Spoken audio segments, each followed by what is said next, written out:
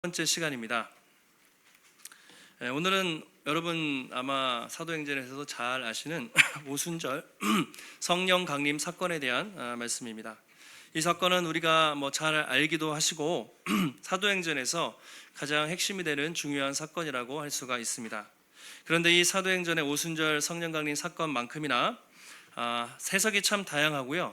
이 말씀에 대한 적용과 또 오해와 여러 가지 관점이 다양한 말씀도 없는 것 같습니다. 성도님들이 이제 사도행전을 들으시면서 그런 말씀을 하세요. 사도행전이 내용은 어렵지 않잖아요. 다 아시고 기도하고 또 성령 충만 받고 복음 전하는 것인데 그것을 어떻게 우리의 삶 속에 적용하며 살 것인가 참 그것이 고민이다. 내용이 어려운 것이 아니라 삶 속에 적용하고 실천하는 것이 어렵다. 이제 그런 말씀을 해주신 것을 들었습니다. 참 맞는 말씀인 것 같아요. 구약 성경은 내용은 좀 어려운 부분이 있지만 우리가 이해하고 때로는 적용하고 실천하기가 쉬운 부분도 있는데 사도행전 신약의 말씀이 그런 부분이 있습니다. 그러니까 아는 것도 중요한데 중요한 것은 그것을 우리가 가슴으로 새기면서 적용하고 말씀으로 살아내는 것이 중요한 것이죠. 그래서 오늘 우리가 오순절 성령 강림 사건에 1차적으로 정확한 신학적 의미가 무엇인지, 이 사건에 대한 다양한 해석들이 있거든요. 정확한 의미가 무엇인지 우리가 살펴보고 성령님에 대해서, 요즘에 성령 사역에 대해서 워낙 이렇게 다양해요. 유튜브 보셔도 그렇고 이단들도 많고 성령 사역에 대한 오해와 편견이 많은데 우리가 성경적인 성령 사역과 또 관점에 대해서 한번 보시고, 그리고 우리가 어떻게 그것을 적용하면서 오늘 우리의 말씀으로 적용하며 살 것인가, 그런 관점으로 오늘 2장 말씀을 함께 살펴보도록 하겠습니다. 1장에서 주님이 이제 승천하셨습니다. 가시면서 두 가지 말씀하셨죠. 첫 번째는 약속하신 성령을 기다려라. 예루살렘에 떠나지 말고 기다리라는 말씀을 하셨고, 두 번째는 이제 이렇게 빠이빠이 인사하시면서 내가 구름 타고 다시 오실 것이다. 재림에 대한 말씀을 해 주셨습니다. 제자들이 돌아와서 지난주에 기억하시나요? 예수님의 제자들과 또 여인들과 심지어 예수님을 생전에 믿지 않았던 아우들까지도 한 곳에 모여서 간절히 기도에 힘썼습니다. 그렇게 기도하고 며칠이 지났을까요? 드디어 시간적으로는 딱 한 열흘 지난 거거든요. 예수님 승천하시고 열흘 뒤에 오순절이기 때문에 열흘 정도 그들이 간절히 모여서 기도했을 때 드디어 약속하신 성령이 임하는 놀라운 사건이 벌어지게 됩니다.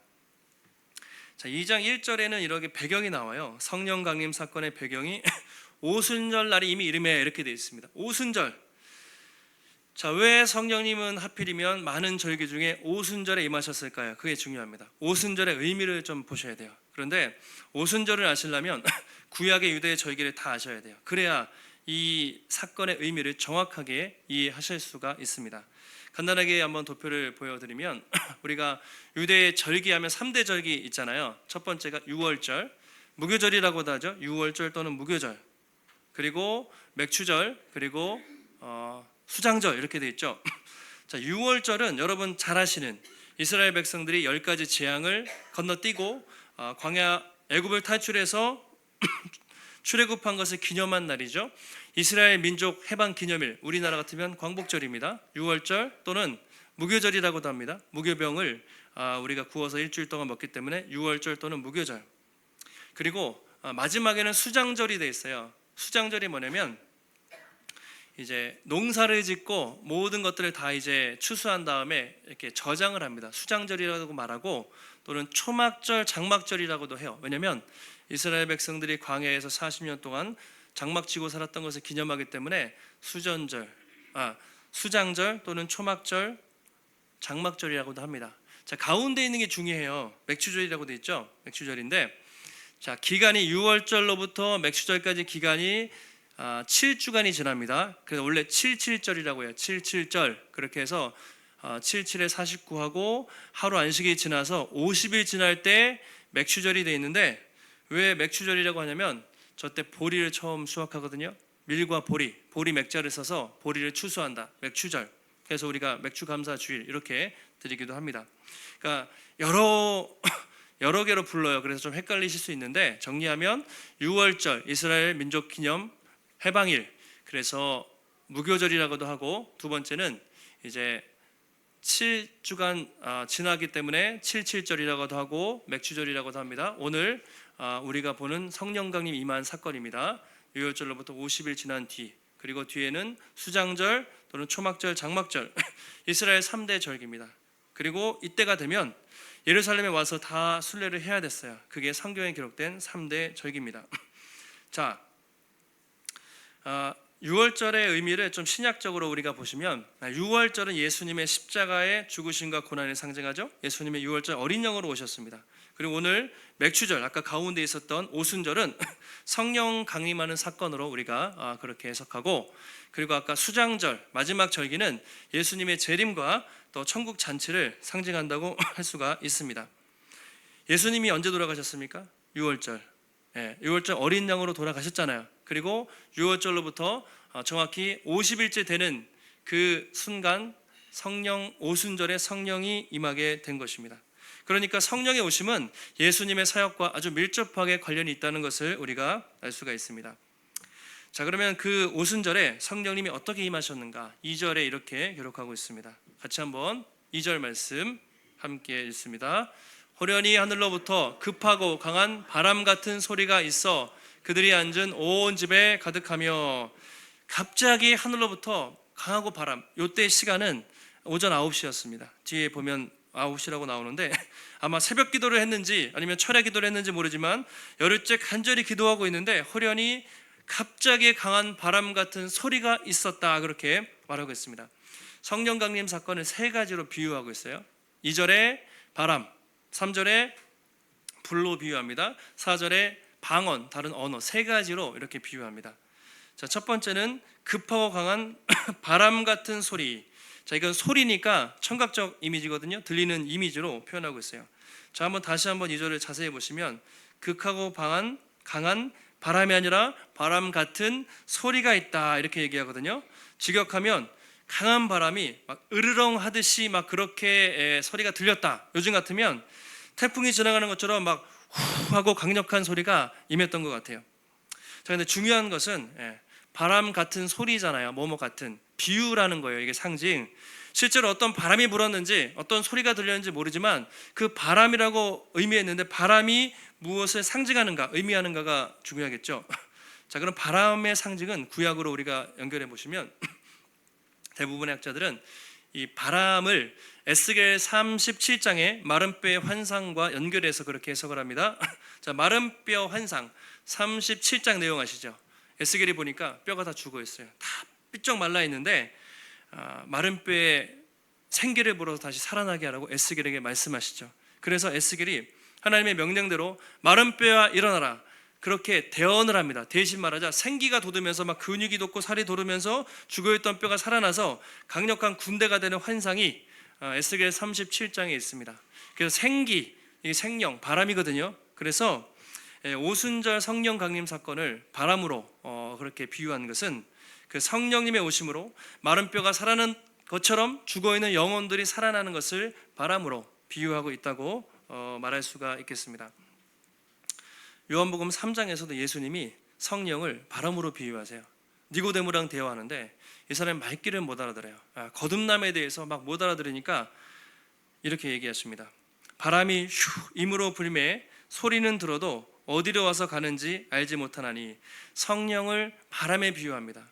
바람도 이렇게 지나가면 알지 못하잖아요. 성령도 그와 같다. 성령으로 난 사람도 그와 같다. 성령을 바람에 비유를 하신 적이 있습니다. 결국 오순절에 성령님 임하셨다는 것은 죽은 영혼을 살리는 생명의 영으로 성령이 오셨다는 것을 바람으로 비유하고 있습니다. 자, 3절에는 어떻게 되어 있습니까? 불의 혀처럼 막 사람들 위에 불의 혀처럼 막 갈라지는 것이 있었던 거예요. 각 사람 위에 하나씩 다 불꽃이 임했다고 말하고 있습니다. 이것도 역시 비유겠죠. 여러분, 진짜 불이 임했으면 다 타 죽잖아요. 그러니까 시각적 이미지, 아까 2절은 청각적 소리로 임했다고 말씀하시고 3절은 시각적으로 정말 불의 혀처럼 뭔가 뜨거운 것이 있었겠죠. 진짜 불이 아니라 그런 것들이 그렇게 사람들 위에 임했다고 말하고 있습니다. 그러면 불이 상징하는 것이 무엇인가? 이게 중요하겠죠. 구약시대 불은 무엇을 상징할까요? 불하면 하나님의 거룩한 임재를 상징합니다. 불이 출애굽기 3장에 보시면 모세가 광야에 있을 때 하나님이 어떻게 만나시죠? 불타는 떨기나무, 나무가 있는데 타진 않아요.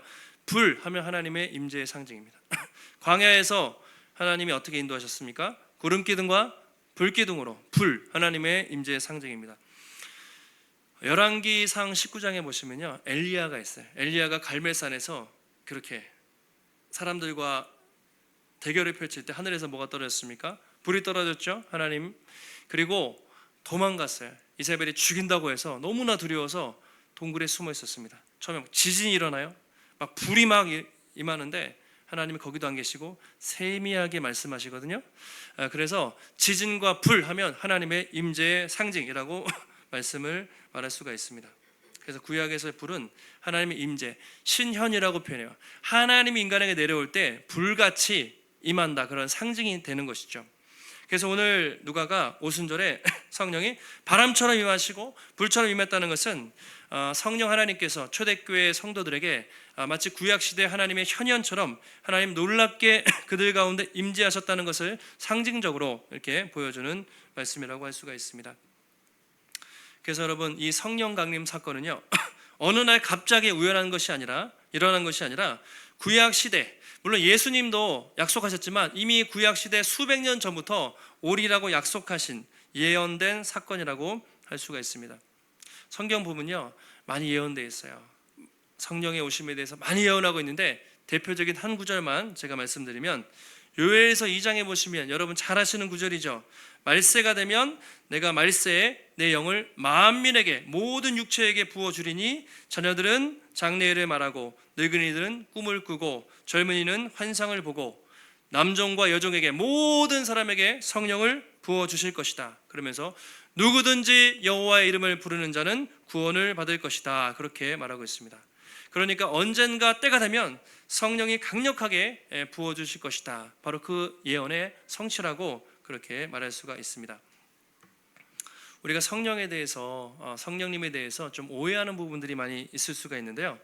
여러분, 성령님은 오순절에 임하셨지만 그럼 언제부터 계셨습니까? 어떻게 활동을 하셨습니까? 성경을 보면 성령님은 창세 전부터 성부와 성자 성령이 삼위일체로서 놀라운 연합과 교제를 이루고 계셨고, 특별히 창세기에 보시면 성령님이 천지를 창조하실 때 함께 하셨다고 그렇게 기록을 하고 있습니다. 창세기 1장 1절 잘 아시죠? 태초에 하나님이 천지를 창조하시니라. 그 다음에 2절 보시면 뭐라고 되어 있습니까? 2절에 땅이 혼돈하고 공허했어요. 모든 것이 불규칙하고 불확실할 때 하나님의 영이, 성령이 수면 위에 운행하시더라, 이렇게 되어 있잖아요. 이것은 하나님이, 성령께서 천지를 창조하셨을 때 함께 계셨다는 의미가 되는 것이죠. 요한복음 1장에 보면 예수님은 로고스, 말씀으로 세상을 창조하셨다, 그렇게 말해요. 그리고 성령님도 수면에 운행하시면서 세상을 창조하셨습니다. 그러니까 천지 창조는 성부와 성자 성령 하나님의 그런 사역이라고 말씀을 드릴 수가 있습니다. 그럼 이런 질문을 하죠. 오순절에 오셨는데 창세전부터 계시고 신약시대 오셨으면 구약시대, 그 전에는 성령님이 어떻게 활동을 하셨을까요? 예수님은 구약시대에 뭘 하셨나요? 또 구약시대 성령님은 어떻게 활동을 하셨을까요? 구약 성경을 보시면요, 성령님은 분명히 역사하셨는데 누구에게나, 모든 사람에게 임한 것이 아니라 특정한 사람에게, 특정한 상황 속에서 제한적으로 임하셨던 것을 우리가 알 수가 있습니다. 예를 들면 사사기 보시면 사사시대에 삼손에게 성령이, 여호와의 영이 임했던 적이 있어요. 그러면 막 그냥 턱뼈를 가지고 사람들을 물리치다가 삼손이 죄를 범했을 때 하나님의 성령이 떠나셔요. 그러니까 성령은 임하기도 하시지만 떠나기도 하셨습니다. 성령은 사울에게도 임하신 적이 있고 또 예언하다가 떠났고, 다윗에게 임했을 때 다윗이 시편을 기록하잖아요. 다 성령이 임해서 기록을 한 것이죠. 대표적으로 구약시대에 선지자들에게 임하셨습니다. 선지자들이 말씀을 전할 때 다 성령의, 하나님의 영을 받아서 선포를 한 것이 성령님의 역사죠. 그런데 그것을 보면 구약시대는 성령이 모든 사람에게 임한 것이 아니에요. 특별히 하나님의 역사 가운데 필요한 경우에, 그리고 때로는 성령이 임하셨다가 나가시기도 하셨습니다. 그것이 구약시대의 성령의 역사였습니다. 그런데 말세가 되면, 요엘에서 예언한 것처럼 말세가 되면, 하나님이 정하신 때가 되면 하나님의 성령이 부어질 것인데, 그때는 선지자나 그런 사람들뿐만 아니라 예수를 믿는 모든 사람들에게, 모든 만민들에게, 모든 육체에게, 남종이든 여종이든 그 누구든지 예수를 믿는 사람들에게 하나님의 성령이 임할 것이고, 한 번 임한 성령은 절대로 그들을 떠나지 않고 영원토록 함께할 것이라는 그 놀라운 약속이 예언되어 있습니다. 그것을 우리가 새 언약이라고 말하는데, 바로 오순절 성령 강림 사건은 그렇게 구약 시대부터 수천 년 전부터 예언된 하나님의 말씀이 성취된 것으로 우리가 볼 수가 있습니다. 성령이 오시기 전에 한 가지 꼭 선결 조건이 있었어요. 그것은 뭐냐면 예수님이 십자가에서 죽으시고 부활하시고 승천하셔야만 했습니다. 그것이 하나님이 정하신 계획이었어요.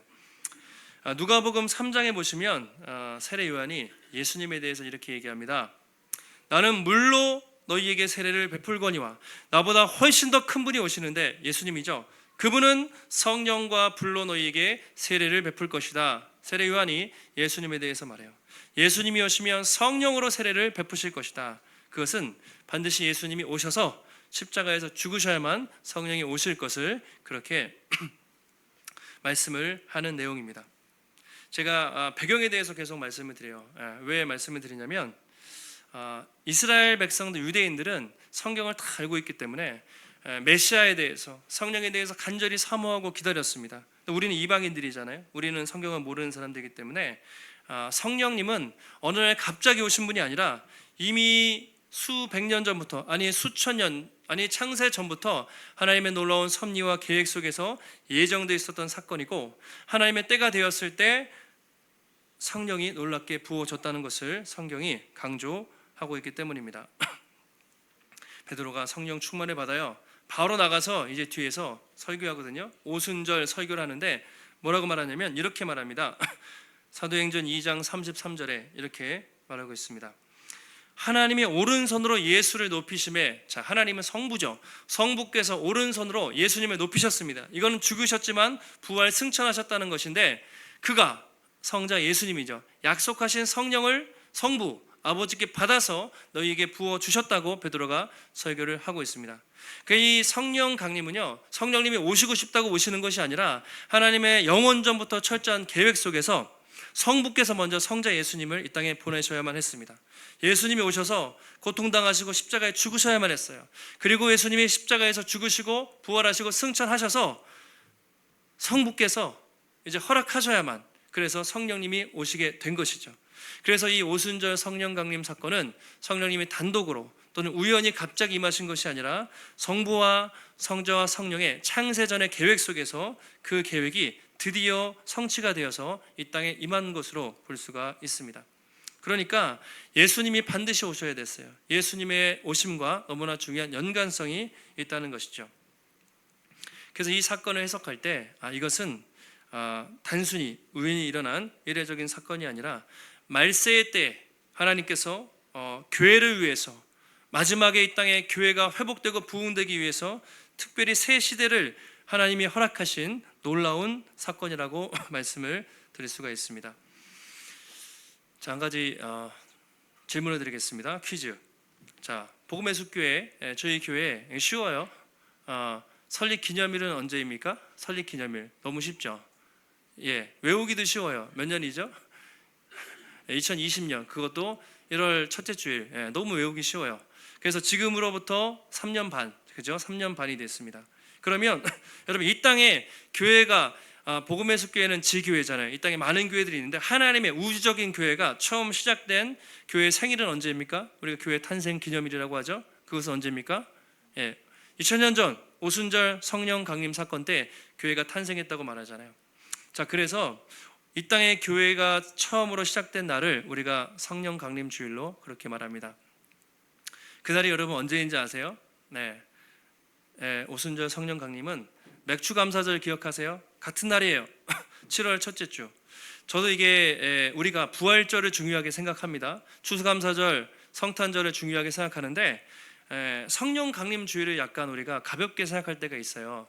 매년 7월 첫째 주일을 맥주감사 주일 또는 성령 강림 주일로 지키고 있습니다.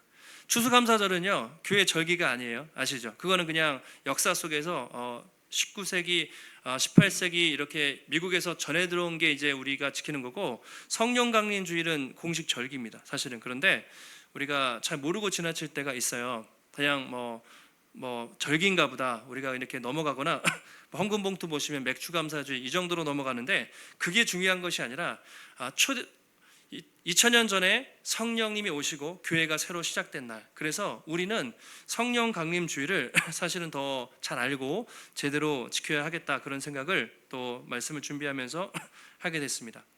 자, 어떤 결과가 나타났을까요? 성령님이 오셨을 때, 자 4절 말씀인데요, 같이 한번 4절 말씀을 함께 읽겠습니다.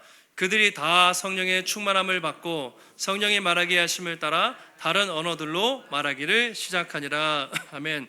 그들이 다 한 사람도 빠짐없이 어떻게 해요? 성령의 충만함을 받고 성령이 말하게 하심을 따라 다른 언어, 방언을 말하기 시작했다, 이렇게 되어 있습니다. 자, 놀라운 역사가 나타났습니다. 자, 사도행전에서 성령의 충만함을 받고 성령의 충만함이란 표현이 많이 나오는 거 잘 아실 거예요. 충만하다는 것은 어떤 것이 물에 컵이 있으면 가득 찬 상태, 말 그대로 가득 찬 상태를 충만하다 표현하는데, 성령으로 가득 채워졌다는 것이겠죠. 그들이 성령으로 가득 채워지고 성령의 충만함을 받았을 때 다른 언어로, 여러 가지 언어로 말을 하기 시작했습니다. 자, 읽지 않았지만 5절 이하에 보시면 당시에 전 세계에서 수많은 사람들이 예루살렘에 몰려와 있었어요. 왜냐하면 절기이기 때문에 절기를 지키기 위해서 각국에서 경건한 사람들, 또 여러 사람들이 그렇게 예루살렘으로 몰려들었습니다. 근데 그들이 방언을 하는 거예요. 다른 말을 막 하기 시작합니다. 그런데 신기한 게 그 사람들이 다 알아들을 수 있는 언어였어요. 뒤에 보시면 15개국이 나와요. 갑바도기아 사람, 애굽 사람, 로마 사람, 아라비아 사람 등등등 들리는데, 막 그들이 자기 나라 말로 막 그들이 막 방언을 하고 말하고 그 다음에 기도를 하기 시작한 것이죠. 놀라운 역사가 이제 나타나기 시작했습니다. 자, 여기서 이 다른 언어라는 표현이 중요해요. 말이라는 것이 중요한데, 다른 언어를 통해서, 각각의 언어를 통해서 그들이 복음을 듣고 다 가서 복음을 전하거든요. 로마 교회나 갑바도기아 교회, 그런 교회들은 다 아마 오순절에 성령을 받은 사람들 이야기를 듣고 복음을 들은 사람들이 가서 교회를 개척한 것으로 봅니다. 바울이 1차, 2차, 3차 전도여행을 통해 개척한 교회도 많지만, 전도하지 않았어도 여기서 복음 듣고 가서 교회를 개척한 경우도 상당히 많은 것으로 보고 있습니다. 이것은 앞으로 성령을 통해서 온 족속에게, 온 인류에게 복음이 전파되는 것을 예견하는 사건이라고 볼 수가 있습니다. 창세기 11장 보시면요, 창세기 11장에 바벨탑 사건이 나와요. 아시잖아요, 바벨탑 사건. 노아 홍수 이후에 죄악이 간영해서 홍수로 쓸어버리셨는데 인간이 또 타락합니다. 하나님 싫어, 그러면서 우리만의 세상을 만들자, 탑을 쌓습니다. 우리가 높은 탑을 쌓아서 한 군데 모여서 흩어짐을 면하자. 하나님이 보시니까 안 되겠는 거죠. 어떻게 하셨습니까? 언어를 혼잡하게 하셨어요. 그때까지는 언어가 하나였어요. 그냥 같은 말을 썼다고요. 온 인류가 한 말을 쓰다가 갑자기 바벨탑을 짓다가 하나님의 저주를 받고 같이 얘기하던 사람들이 중국말을 하고, 뭐 예를 들어 일본말을 하고 알아들을 수 없는 말을 하면서 안 되겠다, 다 흩어져서 각 나라로 흩어졌다고 성경에 기록하고 있습니다. 그러니까 이전까지 사람들은 다 언어가 달랐단 말이죠. 만약에 바벨탑 사건이 없었다면 사람들은 우리도 다 전 세계에 같은 말을 쓸 거예요. 그럼 우리가 이렇게 힘들게 막 영어 공부하고 막 이렇게 해석할 필요도 없어요. 같은 말을 썼으니까. 그런데 이게 원래 그런 게 아니라 저주를 받았어요. 그래서 언어가 혼잡해졌습니다. 근데 오늘 오순절에 성령이 임해서 각 나라의 언어로 말했다는 것은 그 저주가 풀렸다는 얘기예요. 언어로 통합돼서 다시 한번 복음이 온 민족 족속에게 다시 한번 퍼져나가서 하나님의 나라가 확장될 것을 예견하는 그런 상징적인 의미가 있다고 볼 수가 있습니다.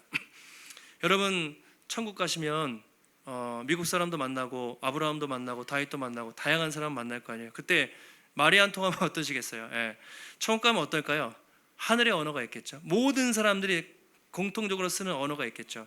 원래 그랬어요. 그런데 인종도 원래 하나였는데 이렇게 됐고, 언어도 하나였는데 인간의 타락으로 이렇게 됐지만, 천국에 가면 아마 모든 사람들이 같이 알아들을 수 있는 하늘의 언어를 쓰겠죠.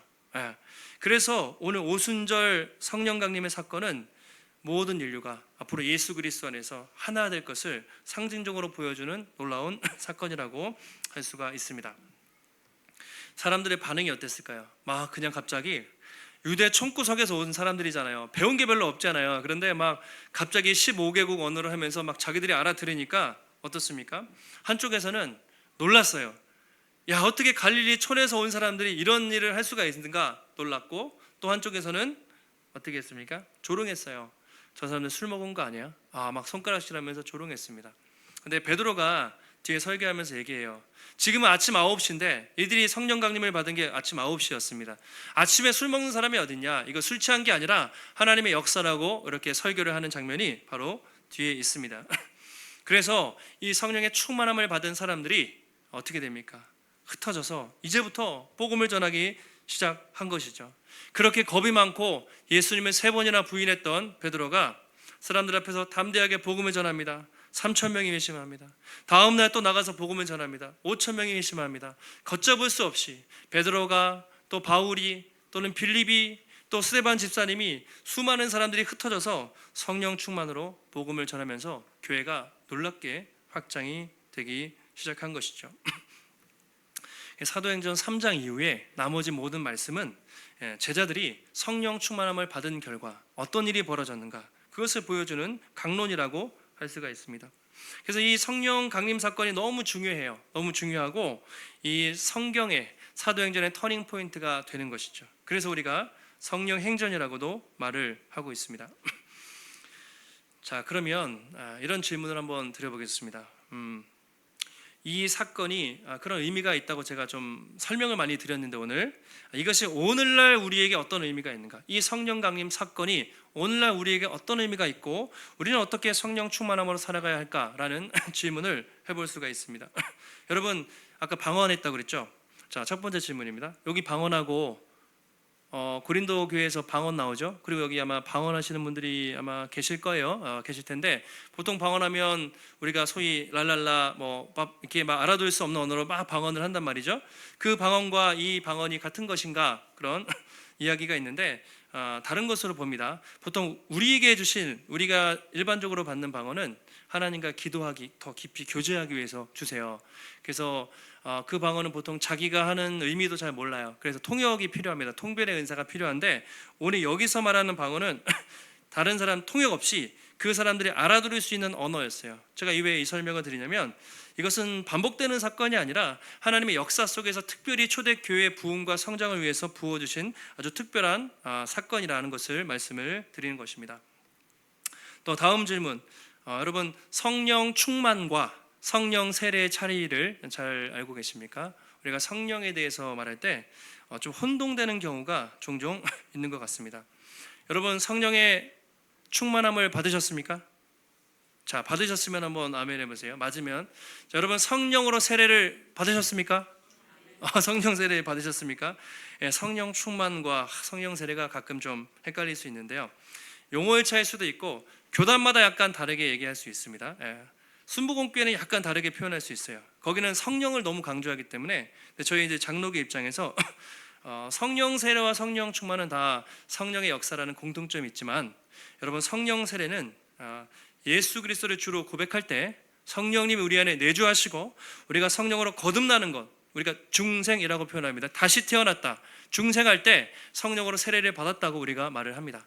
그런 차원에서 우리는 예수를 믿을 때 성령으로 세례를 받았다고 고백할 수가 있겠습니다. 성령 충만은 무엇이냐? 그것은 성령 세례를 받은 사람들이 우리의 삶에 따라서 어느 때는 성령으로 더 우리가 풍성하게 살 수도 있고 성령의 역사가 더 나타나지 않을 수도 있습니다. 누군가가 말씀과 기도로 성령을 사모하면서 산다면 우리는 더 성령의 충만한 역사를 경험하며 살 수도 있겠죠. 그런데 예수님을 믿으면서도 죄 가운데 거하고 또 성령을 근심케 하며 살면 거의 성령이 계시지 않은 것처럼, 성령이 소멸되진 않지만 성령이 계시지 않은 것처럼 살 수도 있습니다. 성령 세례는 우리가 예수 믿을 때 받는 반복되지 않는 단회적인 사건이라고 말하고, 성령 충만은 반복이 돼요. 우리가 성령 충만을 받았다가 또 은혜롭게 살지 않으면 떨어질 수도 있고, 그랬다가도 구하면 성령 충만을 받을 수도 있고, 그래서 얼마나 사모하는가에 따라서 성령 충만의 역사가 달라질 수 있다고 우리가 볼 수가 있습니다. 여러분, 성령 충만은 또 뭐냐? 이것도 되게 사람마다 다르게 생각하시는 것 같아요. 자, OX 퀴즈를 한번 드리겠습니다. 3가지 정도. 자, 성령 충만은 받기 어렵다. 성령 충만은 특별한 사람에게만 나타나는 것이다. 여러분, O입니까? X입니까? 예, 맞는 말입니까? 틀린 말입니까? 성령 충만은 특별한 사람에게, 하나님이 아주 사랑하는 특별한 사람에게만 성령의 충만함을 주신다. 틀린 말이죠. 구약 시대 같으면 그랬어요. 다윗에게, 삼손에게, 선지자들에게, 특별한 사람들에게만 이따금씩 임했지만, 신약 시대는 어떻습니까? 만민에게 주신다고 했잖아요. 누구든지 예수를 믿으면 성령이 넘치도록 부어주신다. 그게 하나님의 약속이죠. 너희가 악한 자라도 자식에게 좋은 것을 줄 알거든 하물며 구하는 자에게 하늘아버지께서 성령을 주시지 않겠느냐. 그러니까 하나님은 지금도 성령을 막 부어주고 싶으신데 왜 우리가 못 받는가? 그것은 우리가 사모하지 않기 때문이죠. 못 받는다면 문제는 하나님이 아니라 우리가 간절히 사모하지 않기 때문에 그렇다는 것입니다. 자, 다음으로 성령 충만 받으면 여러분 어떻습니까? 불같이 막 뜨거워지고 광신도처럼 된다. 신비한 체험을 한다. 여러분 맞습니까? 틀립니까? 이건 이제 좀 맞는 부분도 있고 틀리는 부분도 있고, 그렇죠? 어떤 사람들은 성령 충만하면 술 취한 뭔가 취했다고 생각을 한단 말이에요. 취했어요. 그래가지고 뭔가 막 광신도처럼 막 뜨겁고 이상한 소리하고 그렇게 생각하는데 절대로 그렇지 않습니다. 성령님은 하나님이시거든요. 성령 하나님이시기 때문에 성령으로 충만하면 성령의 열매가 무엇입니까? 사랑과 희락과 화평과 오래 참음, 자비, 양성, 충성, 온유, 절제. 성령님은 우리의 인격 속에 아주 절제하게, 아주 인격적으로 성령 충만한 사람은 물론 열정이 있겠죠. 그러나 이렇게 이상하게 광신도가 되는 게 아니라 아주 겸손하고 온유하고 다른 사람들 배려 잘하고 합리적이고 그런 충만한 성품의 변화가 나타난다는 것이죠. 막 이상하게 막 변하지 않습니다. 또 어떤 분은 성령 충만하면 방언, 기적, 막 귀신 들린 사람이 나가고 그런 역사가 나타난다. 꼭 나타나야만 한다라고 말하는데요. 물론 성령님이 그런 일도 하시지만 이거 잘못 생각하면 좀 우리가 오해할 수 있어요. 요즘에 신사도 운동 막 들어보셨을 텐데 지금도 막 활개를 치고 있습니다. 성령에 대해서 여러분 유튜브 검색해 보시면 그냥 검색을 안 하시는 게 좋을 것 같은데 이상한 사람들이 많아요. 자기가 뭐 목사님이라고 하거나 뭐 전도자라고 하는데 예수 이름으로 막 집회를 하는데 하다가 보면 막 장풍을 팍 쏩니다. 그러면 확 넘어지고 그 다음에 막 이렇게 귀신 들렸는데 옆에 잡고 있어요. 막 물러가라 그러면 확 날아가면서 하는데 저는 그게 진짜인지 쇼인지도 모르겠어요. 그런데 엄청 많은 곳에서 엄청 많이 모여요. 사람들이 신기하잖아요. 그래서 베네수엘라, 남미, 뭐 미국 가는 곳마다 수천 명씩 모이고 한국에도 들어와서 이제 그런 집회를 또 한다고 그래요. 근데 겉으로는 다 예수 이름으로 막 그러는데 저는 정말 그게 성령의 맞는 역사인가? 막 거품 물고 막 그렇게 귀신을 쫓고 막 그렇게 하는 것들이 때로는 너무 형식적으로 뭔가 보여주기 위한 것이 아닌가. 아니면 성령님을 그냥 어떤 에너지처럼 그리고 귀신 쫓는 사역을 통해서 사람들 많이 모으고 헌금을 걷거나 자기 유명해지는 그렇게 성령님을 잘못 이용하는 경우도 많이 있다는 것을 여러분 아셔야 됩니다. 여러분 성령님이 기적 일으키고 병 고치는 일 왜 못하시겠습니까? 그런데 여러분 정말 성령님이 이 땅에 오신 이유가 무엇입니까? 바로 이 땅에 예수 그리스도를 알지 못하고 그 죽어가는 영혼에게 하나님의 생명을 주시기 위해서 오신 진리의 영이 성령님이세요. 뭐 그렇게 병 고치고 막 거품 물고 막 그렇게 하는 경우가 아니라 하나님을 모르는 예수 그리스도를 모르는 사람에게 생명을 주시고 진리를 깨닫게 하기 위해서 오신 분이 성령 하나님이십니다. 여러분 성령님은 우리가 성부하면 하나님으로 생각하죠. 성자도 하나님, 성령님도 마찬가지예요. 찬양받기에 영원히 찬양받기에 합당하신 분이 성령님이시고 그 성령 하나님이 우리 안에 계신다는 것이 얼마나 놀라운 사실인가, 은혜인가를 우리가 기억해야 할 것입니다. 여러분 마지막으로 한 가지 한번 질문을 드리고 마치겠습니다. 여러분은 이 오순절에 성령 강림의 역사가 그리고 이 땅의 부흥이 다시 반복될 수 있다고 여러분 생각을 하십니까? 아니면 그건 끝난 거야 라고 생각하십니까? 학자들마다도 되게 달라요. 교수님들마다도 어떤 사람은 더 이상 부흥은 없다, 심지어 방언도 없다, 은사는 끝났다고 말하는 사람도 있고, 어떤 사람들은 여전히 놀라운 이런 부흥과 성령의 역사는 일어난다고 말하는 사람도 있습니다. 여러분은 어떻게 생각하십니까? 제가 옛날에 신학 공부하기 전에 정말 그 고민을 많이 했어요. 정말 그런 일이 사도행전의 역사가 또 역사 속에 나타났는가? 제가 교회사를 공부하다가 발견을 했는데요, 사도행전 28장 끝나면 성경의 기록은 없으니까 그 다음부터는 여러분 사도 또는 속사도, 교부라고 말해요. 그래서 교회 역사가 2000년 역사의 기록들이 쭉 나와 있습니다. 그래서 초대교회사 1세기부터 5세기까지, 그 다음에 중세교회사, 그리고 종교개혁시대, 그리고 현대교회, 그리고 한국교회, 교회 역사를 여러분 조금만이라도 보시면 깜짝 놀랄 만큼 교회가 정말 힘들고 어려울 때, 교회가 진짜 망하는 것 같을 때 하나님이 수많은 사람들을 세우셔서 놀랍게 부흥했던 교회의 부흥의 역사를 너무나 많이 여러분 확인할 수가 있습니다. 대표적으로 17세기, 18세기에 영국의 존 웨슬리 아시죠? 감리교회 창시자인데, 또 조나단 에드워즈, 조지 휘필드, 그런 많은 사람들을 통해서 미국과 영국의 그냥 교회가 아니라 그 지역이 완전히 변화되는, 수천 명, 수만 명이 동시에 회심하는 그런 영적 대각성이 일어났던 기록들이 너무나 많이 있습니다. 20세기 들어서도 인도라든가 또 전 세계 아시아의 곳곳에서 수많은 성령의 부흥의 역사가 나타났던 기록들이 많고요. 대표적으로 어떻습니까? 우리나라 1907년 평양 땅에 장대영 교회를 중심으로 놀라운 평양 대부흥이 일어났죠. 이것은 우리 교회사의 자랑이기도 하지만 전 세계 교회의 역사의 유래를 찾기 힘들 정도로 엄청난 부흥의 역사가, 평양집에 기생집이 다 문을 닫을 정도로 교회가 부흥해서 여러분 그냥 술집이 다 문 닫아버린 거예요. 동네가, 도시가 복음화가 된 거예요. 그 정도로 놀라운 어떤 부흥의 역사가 있었던 기록이 있습니다. 최근에는 에즈베리 부흥, 유튜브 검색해 보시면 미국의 에즈베리라는 작은 대학에서 체프를 하다가 성령님이 강력하게 임하셔서 며칠 동안 집에 가지 않고 찬양하고 집회하면서 그 지역이 변한 놀라운 역사도 여러분 우리가 확인할 수가 있어요. 여러분, 우리가 성경을 보시고 교회의 역사를 조금만 살펴보시면 사도행전의 역사, 지금도 끝난 것이 아니라 지금도 이 땅 가운데 역사하고 있다는 것을 확인할 수가 있습니다. 여러분, 하나님은 어제나 오늘이나 영원토록 변함이 없으시고, 예수님 우리가 세상 끝날까지 함께 하신다고 약속하셨고, 오직 성령이 너희에게 임하시면 누구든지 권능을 받고, 디나미스, 다이나마트 같은 권능이 생긴다는 것이죠. 땅끝까지 증인이 될 것이라고 성경은 말하고 있습니다. 만약에 속으로 부흥은 없어, 나는 성령 충만, 나에게는 없는 일이야, 여러분 그것은 믿음이 없는 것입니다. 여러분, 하나님의 능력을, 하나님의 역사를 제한하지 마시기 바라요. 지금까지 경험을 못하셨다면 앞으로라도 하나님 내 인생에 찾아오셔서 놀랍게 성령님이 내 삶을 이끌어 가시는 놀라운 성령 충만의 역사가 나타나게 해달라고 기도하고 여러분 구하시기 바랍니다. 여러분, 아무리 평범한 사람도 성령의 능력을 받으면요, 하나님의 손에 붙들리면 우리도 그들처럼, 베드로 바울만큼은 모르겠지만 우리도 하나님의 손에 붙들려서 하나님 놀랍게 쓰임받게 될 줄 믿습니다. 하나님은 그런 사람을 찾고 계세요. 요한복음 7장에서 예수님이 이렇게 말씀하셨습니다. 마지막으로 제가 읽고 마칩니다. 누구든지 목마르거든 내게로 와서 마셔라. 나를 믿는 자는 성경에 이른 것 같이 그 배에서 생수의 강이 흘러 넘치리라. 아멘.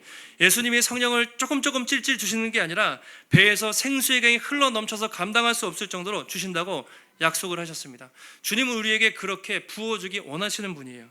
여러분, 성령 충만함 없이는 정말 절대로 우리가 그냥 교회 다니고 종교 생활은 할 수 있지만 정말 파워풀하게 신앙생활은 할 수가 없습니다.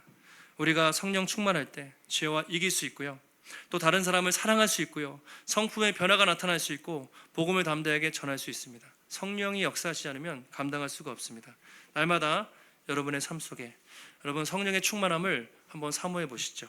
그리고 계속 주실 때까지, 우리가 사도행전을 연말까지 볼 텐데 정말 사모하는 마음으로, 기도하는 마음으로 구하고 찾을 때 성령이 충만하게 우리의 삶 속에 임할 줄 믿고, 그래서 여러분이 그 성령의 능력으로 그동안 여러분이 경험하지 못했던 삶의 변화와 복음의 능력을 여러분 풍성히 경험하시고, 정말 이 교회를 통해서 하나님의 복음이 흘러가는 사도행전의 역사가 또 함께 나타나는 것을 경험할 수 있게 되시기를 예수님의 이름으로 축원합니다. 하나님 감사합니다. 거룩한 주일 또 허락하여 주시고 오늘도 사도행전 2장 통해서 주님의 귀한 말씀 깨닫게 하시니 감사를 드립니다. 2000년 전에 성부와 성자와 성령의 놀라운 계획 속에서 성령을 부어주셨고 성령이 오신 대로 온 세상은 변했습니다. 수많은 교회가 생기고 땅끝까지 복음이 전파되어 여기까지 왔습니다. 하나님, 그러나 그 역사는 끝난 것이 아니라 지금도 날마다 우리에게 계속되는 줄 믿사오니 주여, 우리가 성령의 충만함을 더 사모하게 하시고 성령을 간절히 구하고 또 찾을 때 우리의 삶 속에 성령이 임하게 하셔서 날마다 죄와 싸워 이기게 하시고 세상에서 담대하게 살게 하시고 담대하게 예수 그리스도의 복음을 전할 수 있는 성령 충만한 성도들이 되게 하여 주시옵소서. 이곳에 교회를 세우셨사오니 이 약한 세대 속에 우리는 복음 전파의 사명을 감당해야 합니다. 우리 힘으로 할 수 없사오니 성령이 임하시면 땅끝까지 증인되리라 하셨습니다. 우리 각자가 성령 충만을 받게 하시고 이 복음의 숲교회가 성령 충만한 공동체가 되게 하셔서 정말 이 마지막 때에 말세 하나님의 복음을 힘있게 증거하여 하나님께 영광 돌리며 사도행전의 역사를 함께 경험하는 귀한 교회 되게 하여 주시옵소서. 오늘도 주님 앞에 나올 때 우리의 마음과 정성을 다해 하나님 귀한 예물 드렸습니다. 하나님 기쁘게 받으시고 날마다 우리의 삶의 주인이 하나님의 심을 고백하며 우리의 모든 것들을 주님께 기쁨으로 드릴 때 하나님 우리의 삶 속에 부족하지 않고 날마다 풍성하게 채우시고 공급하시는 하나님의 놀라운 은혜와 손길을 경험하게 하시고 한 주간 세상에서 성령 충만함으로 담대하게 승리하는 우리 모든 성도들이 될 수 있도록 주님 붙잡아 주시옵소서. 모든 말씀 존귀하신 예수님의 이름으로 기도하옵나이다. 아멘.